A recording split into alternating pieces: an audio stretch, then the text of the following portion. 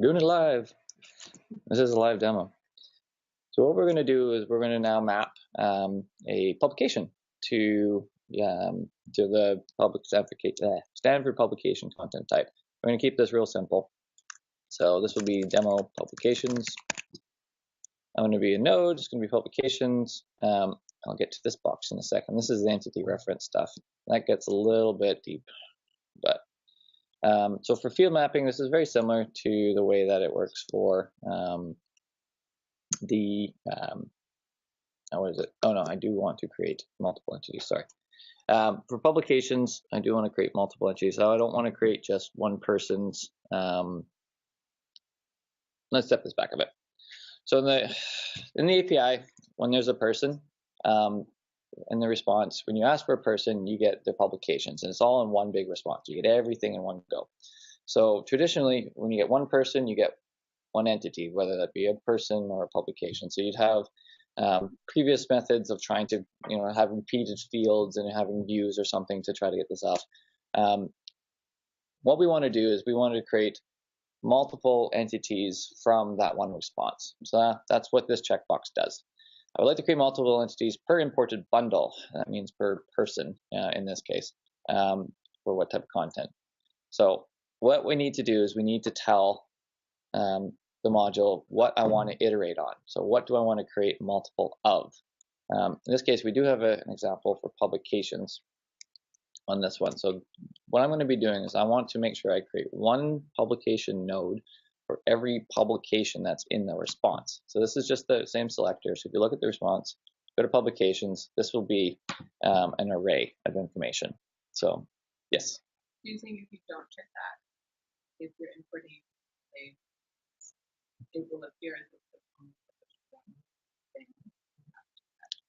yeah, so the default behavior for CAPx is it will try to put as many values into that field as possible. So if you have an unlimited field and you're trying to pass it in an array of information, it will create an entry for each one of those. So if, say, the person had 50 publications and you're mapping the title to a title field, you'd have 50 entries in that field of each of the titles. This one sort of takes that back up a level and will create an individual node for each one. So instead of having multiple field entries, we're having now multiple nodes, which is a big step in making this easier to pull out of views and other things. And, we're working with the API to talk about a separate endpoint to help clean this up a little bit, because this is a little bit conceptually challenging. You have to think is you've got one object, which is the person, and they've got multiple objects inside that person that I'm trying to create individual entities for. So I just want to take all that out, put it on a different endpoint, and say, get me all people, and then get me all publications, and have those a lot easier. So it'll be the same type of mapping. For now, we have this ability to sort of loop it. An item that you have to help with is how do you identify a publication within that person? So like the publications come with a unique ID. So we're using publications as an example. We could do something like the likes field as well. So if I wanted to create a bunch of blocks with just URLs in it, I could do that as well. So this doesn't necessarily mean you can only do publications. This is just the example today. I can create multiple of anything that's an array within the response. But I also have to tell the CAPx module, the unique identity of each of these things in order for it to update it. If it doesn't have a unique ID, CAPx will still import them, but it'll just recycle them every time. So you will, next time there's a change in the response, so it does a check to make sure that there's something has moved. As soon as there's a change, it'll actually delete everything it imported and re-import it again, just to make sure it has all the updates, because it doesn't know where that entity or whatever was in Drupal. So if I give it an ID, it'll actually update one-to-one. So this is important for publications because they have an ID. If you don't have an ID, not the end of the world, but be aware that your node ID count is going to go up and up and up. So it would be preferable if you had some sort of unique identifier. I put this in there. So again, publications is an array of information, and I'm saying I want the publication ID. So this is just saying, get me all the publications. Here's the individual unique ID for each one. And now I can start mapping the values. So this is, again, just very similar. Yes? I have a question. When you put their field publication into, what is it mean? Where it comes from? This is all from the exact same response you would if you were pulling it from a person's profile organization. So everything that you find in the data browser is still available to you. Is this publication identity, does it has some kind of reference to publication that is in the data? Or So maybe I'll answer that by showing you what that looks like.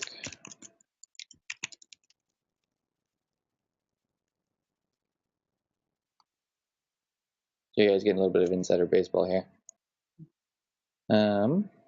Who's got a publication? Do I have a publication? I think I do. You'll see what it is in a second. And my profile is, I'm going to fetch me.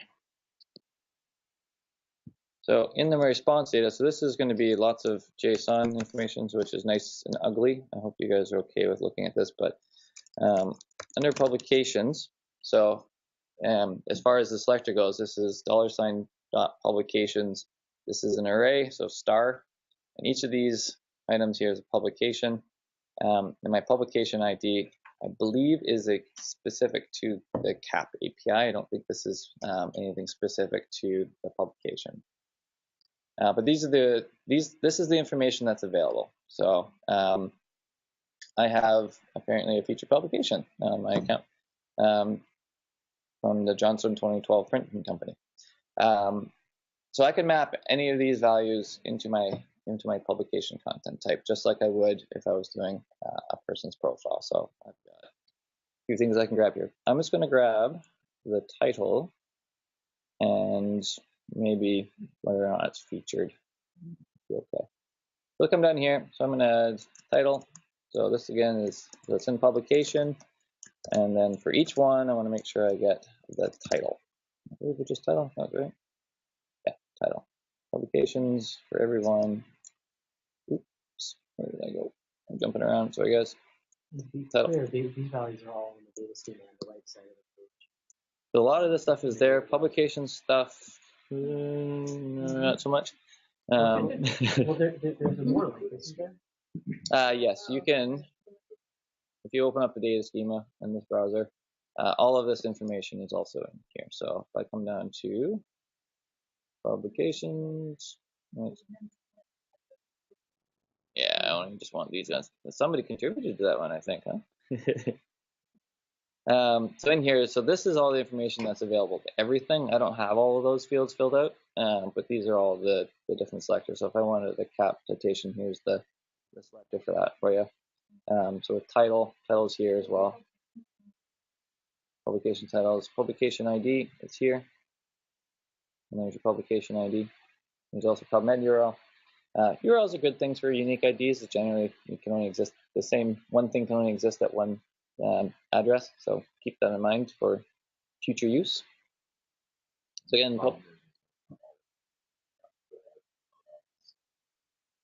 yeah, and not all of them have URLs. So not saying it's a great option for publications because we have an ID, use that one. But if you had references to web pages, you could use that as a way to keep that. So, okay, so publications fields. So there's some information I can add into here. Do I want to do anything? Maybe I'll just throw something in the body. Oh, something that's interesting, actually, what you can do is I can mix and match information. I'm not limited to just the publication information. If I wanted to make sure that this is me for every time in the author, I can actually add the display name. So I can add my name as a person for every publication that gets it. So every publication will get its own title, but they'll always get my same name. So there's only one value for display name, whereas this wildcard star here denotes that there's multiple of them. So again, so as it's iterating through, it only has one value for my name. It'll put me down there. So I can actually pull from my profile information. So I can pull from other parts outside of that publications option. So if I wanted to mix and match, I can. If you had one-to-one relationships with another, you could have a fun loop type of system there. So if you had the same amount of publications and the same amount of URLs and you wanted to combine them, you could do that, but that'd be true. Chris? I just want to emphasize how good that is, how important that is, because otherwise within the citation data, you don't fix it. I'll even get the citation and the faculty are to have to parse it, and you'll find that whoever it is comes through in different ways. So you'll have to somehow pull it out, and it's usually not in the way you want to display it.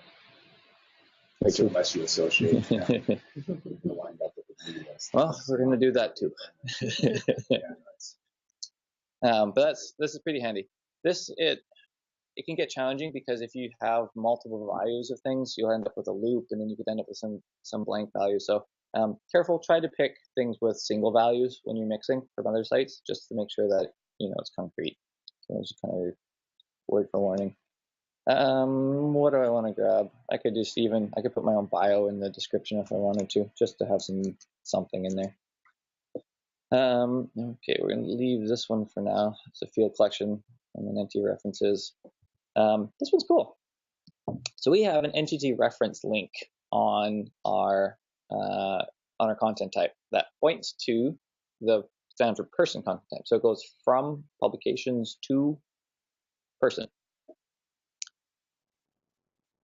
Because individuals from the CAP API have an ID associated with them, I can figure out who that person is. If I'm pulling in from my publications, I can go and look in another import to see if there's a matching ID. So I can relate two people or a publication to a person. I have to have that imported first, and it has to be importing the same people. So those are two big caveats. So if it doesn't find a person, it just won't fill it out. But I've got this link here. So this is my demo importer, and this was for the person. So if I have this imported, it should be able to find my Stanford person node and be able to put a link to that in each of the publications I'm pulling down. Hit save.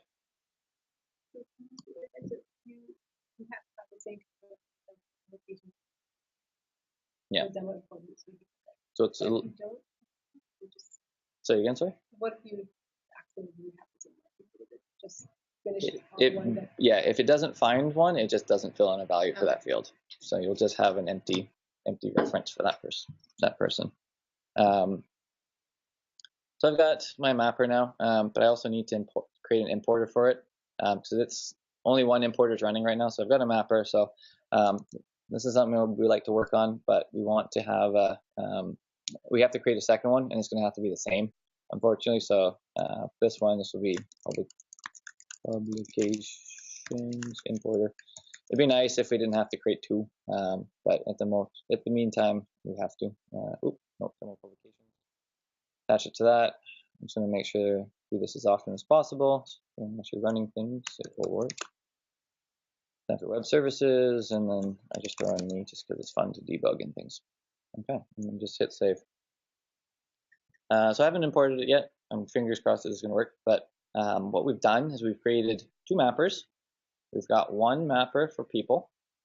We've got one mapper for publications. Mapper for publications, I don't need tampers right now, but they run independently, so we're okay. But what we should have is the person should be updated. Publications should be all imported individually, and they should be linked to the person in this mapper. So I've got two importers. They're doing the same things, and see if this works. All right, I got 4 people under my content. I got publications, future publications for Shea. I'm going to view. Hello, demo. Looks like I got some stuff. Yeah, okay, got an author link. There's my title. There's my author, which is me. That's pretty cool. Description's my bio. That's pretty cool. And my reference. Where did my reference field go?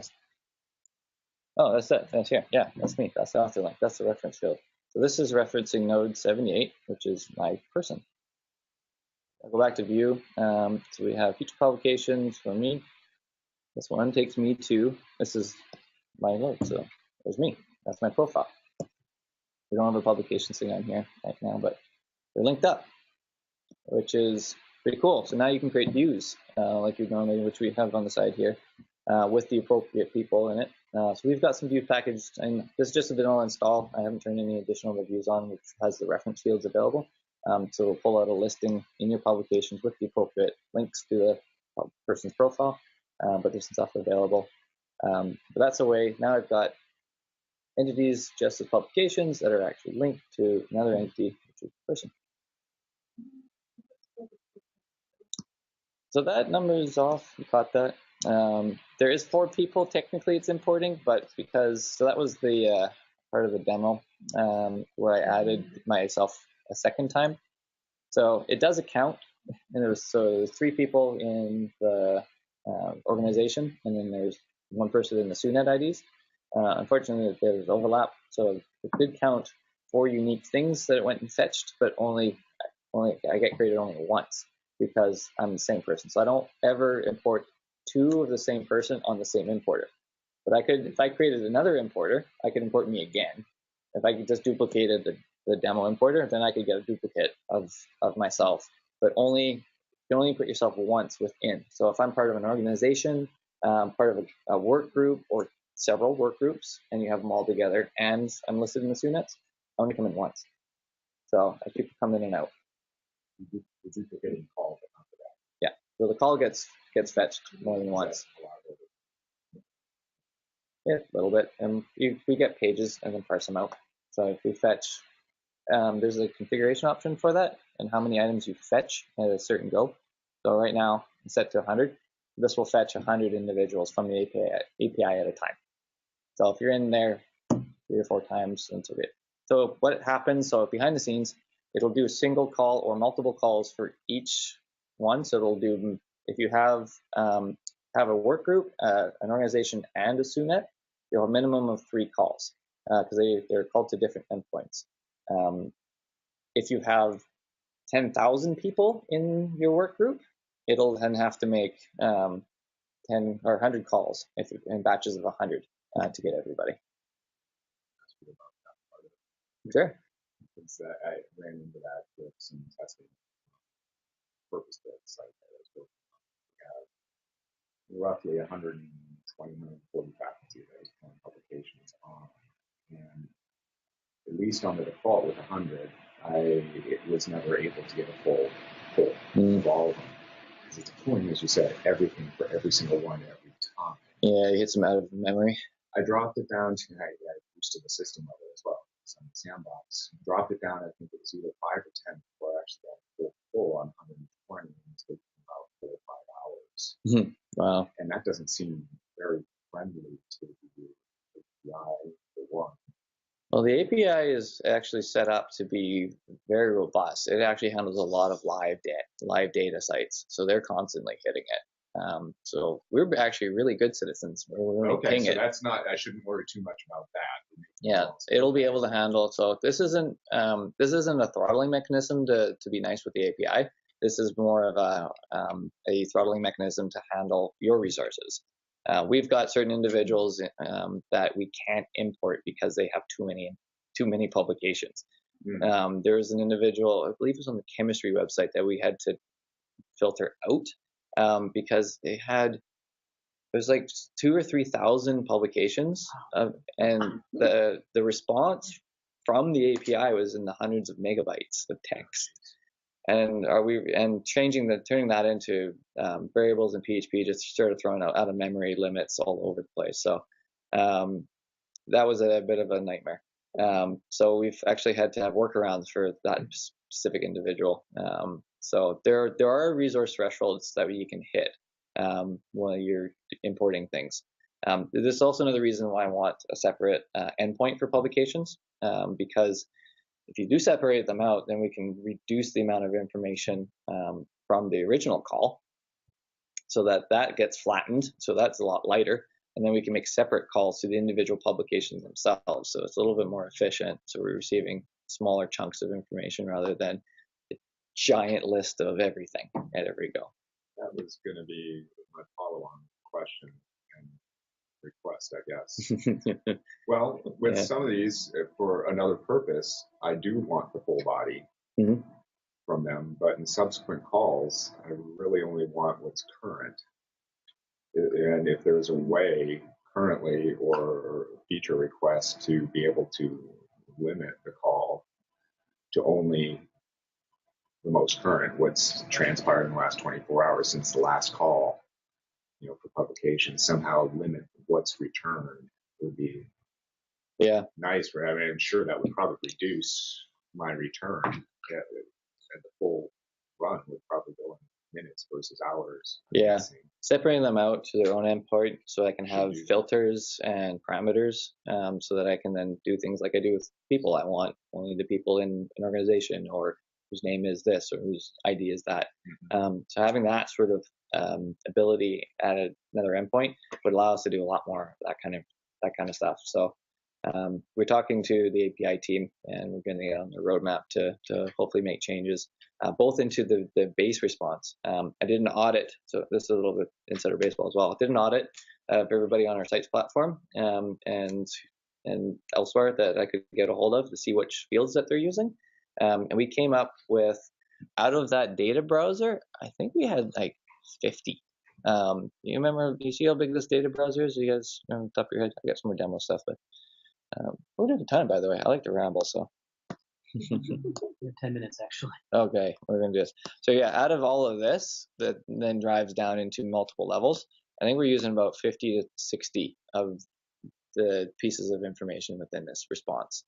So we're not using, like this, they give us everything, which is nice, but not that nice when you can't actually parse it because it's too much, and it's a little bit overwhelming. So definitely want to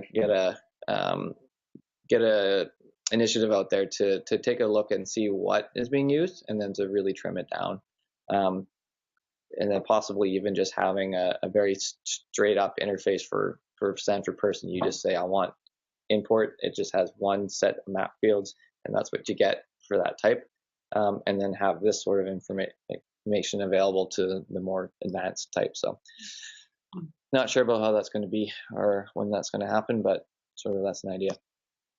Question, I got to get on. Question on sites. For those of us who work on sites, is this available right now on sites or not yet? We released, which version? 2 something on sites? So 2 point something's on sites right now. Yeah, I can't remember. So you should have the filters and tappers available on sites. And so everything I've shown you so far.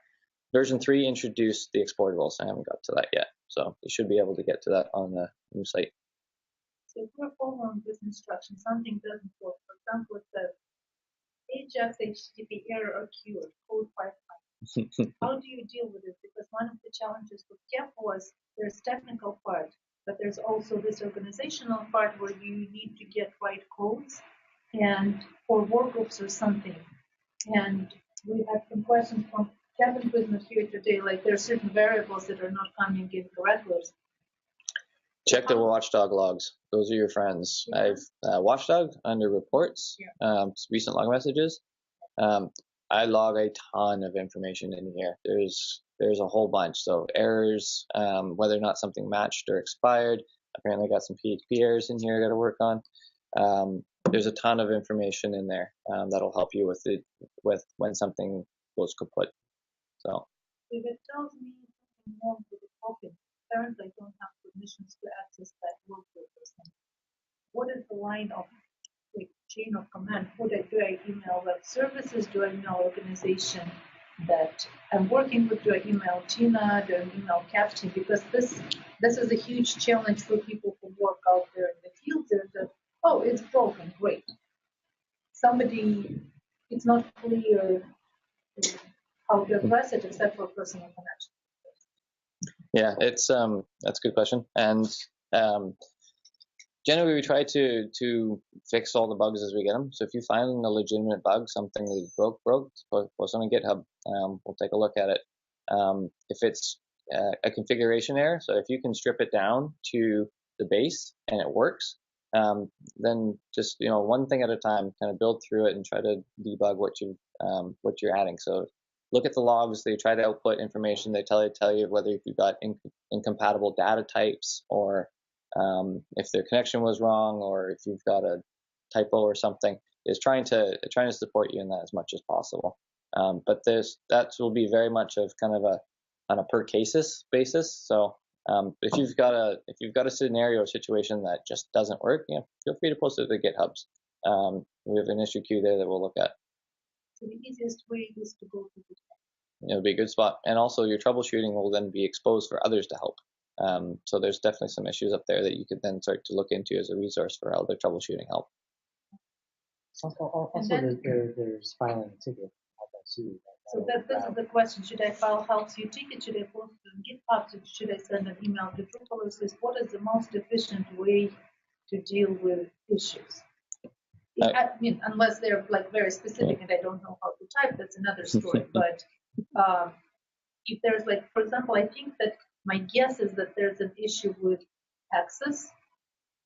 Like it says access token something blah blah blah. So it seems like this installation does not allow it to connect to CAP API. And that is also a question about like if I want to go and see this the demo that you showed, CAP Stanford EDU/API something. Do I need to, if I want to be able to do some testing, do I need to request permissions for access? And if yes, who would be the people who will say, okay, SUNET ID ISACS has permission to access CAP API for testing or for a particular organization or something like that? Yeah. That's a really good question. And my very favorite horrible answer is it depends. If you have an access problem and you can't get authenticated, yeah, you got to go to the API team and have access to that. If you've got legitimate bug, go through GitHub, let us know that if you've got a support ticket, you need some time to work with something, then I guess that helps too. So we should really document that and get that sort of clear somewhere. So I'm going to take that back to our team and we'll discuss in the different routes on that and how to make that clear. But yeah, that's a really good question. You can document it on this session, so then those who were here will know, oh, okay, so good. We got 5 minutes. Let me rip through this last bit because I want to show you filters, and exporters will be quick. So I'll get them. So I mentioned that there was a bad individual that had a whole bunch of publications that we really didn't want to get. This unfortunately doesn't prevent them from trying to be fetched, so you could actually run a timeout error, which we've also hit with that person. But this would also stop processing on that person, so you wouldn't have out-of-memory issues. So that's nice. So I can filter out by a bunch of different comparisons. So what I can do is I can pick a field from the response. So here you get the same sort of data schema as in your mapper. So I can say from any part of the response that I get from the API, I can then do some sort of comparison operation on it and say whether to include or disclude something. So I want to say if the display name contains text, a value of Shea, I want to not import me. So, okay, save. Now I've already imported myself, so I exist on this site. So I can actually get rid of me if I include this one. So if I'm already there, or say I become an orphan, so I was in a group and I'm out of a group, I could, or some sort of value on the API, I could say, okay, get rid of that. So this will do a delete. So be careful with this one, but this one will delete me from the system on the next import. I'm filtering myself out. Depending on what I filter on, so I'm on publication, so this will delete all my publications. Yeah. It would in this case. So this is maybe not the tightest example of something I'm going to do, but if there's a few others, I would like to meet them. Right.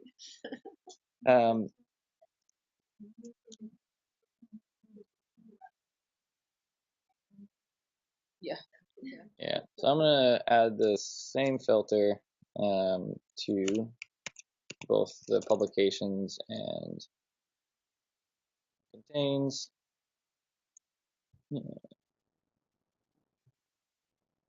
So I'm going to exclude content if I wanted to say I only want people in this organization that have the affiliate of XYZ. I could say only those people in response. So you've got an option here.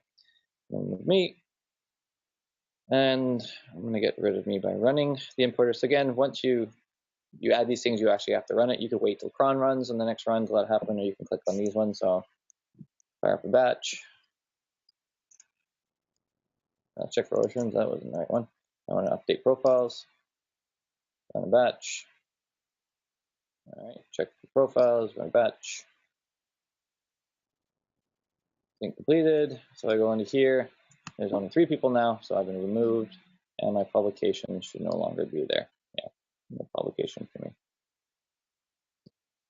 There you go.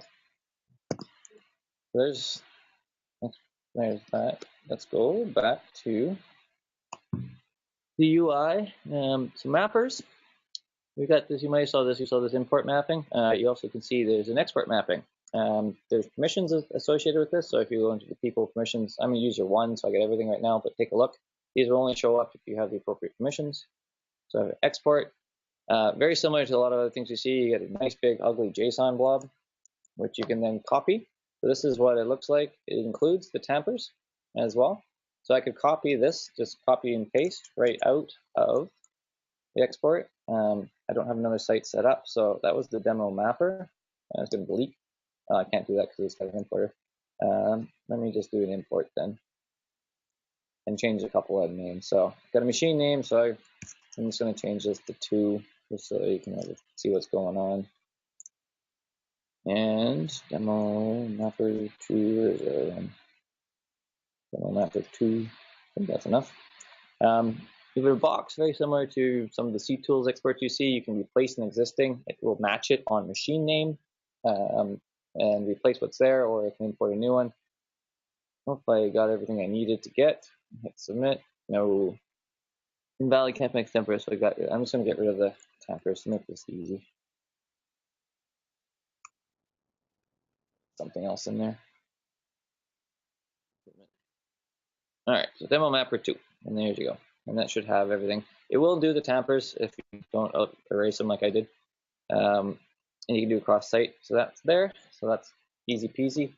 Importers are a little different. They don't, because they require you to have a tamper. We didn't do a UI for it because there's a little bit of complexity of having the chicken before the egg type of thing. But if you're a developer and you know what you're doing, you can cheat and you can go into features. In features, you'll now see CAPx mappers and importers, and you'll see everything here. So you can then just check off all of your importers and mappers, and they'll be available to your feature. And those are transportable from one site to the next via features. There you go. Questions? 1201, just got there.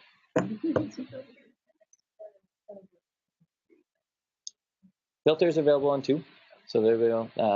The multiple importing of publications, filters, and tampers is available on 2. Exportability came in 3. And sites is still on 2. And sites is still on 2. Let's see. Yeah, I think we're rolling a release on the 15th or a little later this month. We're doing some testing, so hopefully we'll get 3 in there for that. So that should be coming soon. Okay. Questions, help, comments? Yeah.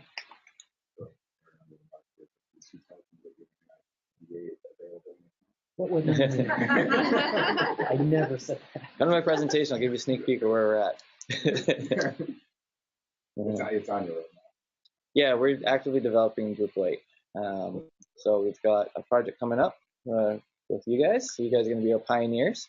So we'll be using that as our jump into Drupal 8 and all of our lessons learned. We're learning some lessons now.